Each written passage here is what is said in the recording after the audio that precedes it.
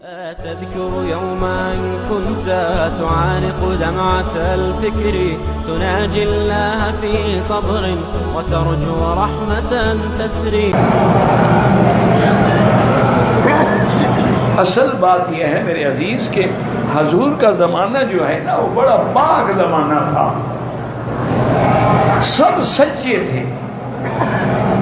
یعنی اگر اللہ معاف کرے آدمی سے گناہ بھی ہوتا تھا نا، وہ آ جائے یا رسول اللہ طہرنی، حضور میں نے گناہ کیا مجھے پاک کرے. حتیٰ کہ ایک صحابی آئے، اس نے حضور کے سامنے کہا کہ یا رسول اللہ میں نے گناہ کیا ہے، زنا کیا ہے، مجھے پاک کرے. فأعرض عنہ، حضور نے منہ پھیر لیا، کوئی جواب نہیں. وہ ادھر سے پھر آ گیا، حضور مجھے پاک کرے میں نے گناہ کیا، حضور نے پھر منہ پھیر لیا.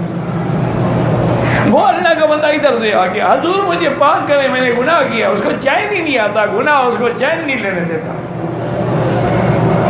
حضور نے دیکھا اور فرمایا کہ ابے کا جنون، تم پاگل تو نہیں ہو؟ میں نے اصلا ماں بھی جنون، مجھے کوئی جنون نہیں، میں تو بالکل عقل والا ہوں. حضور نے فرمایا اللہ لامستہ قبلتہ، شاید تم نے اس کو بوسہ دیا ہو یا سینے سے لگا. نہیں یا رسول اللہ، میں نے جماع کیا ہے جیسے خاوند بیوی سے کرتا ہے. اب ایسے ایمان والے لوگ ہیں کہیں؟ حضور نے حکم دیا کہ رجم کرو. اس نے رجم کی سزا قبول کی لیکن جھوٹ نہیں بولا. اچھا، حضور کا منشا بھی تھا کہ جب منہ پھیرا تھا کہ چلا جائے بھی، اس کے اور اللہ کے درمیان معاملہ ہے، کیوں بار بار اپنے آپ کو پھنسا رہا.